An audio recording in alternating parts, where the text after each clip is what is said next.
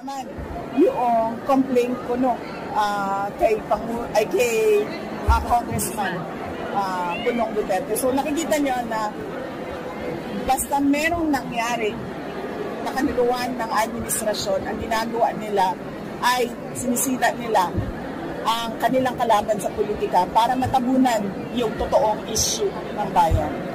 Does the President know about this already? I mean, si President Duterte, does he know about this new issue sa inyo about the Congressman Pulong na pang-atake sa inyo family? Hindi ko alam kasi hindi kami nagkausapan ng Pangulong Duterte at hindi din kami nagkausap ni Congressman Pulong.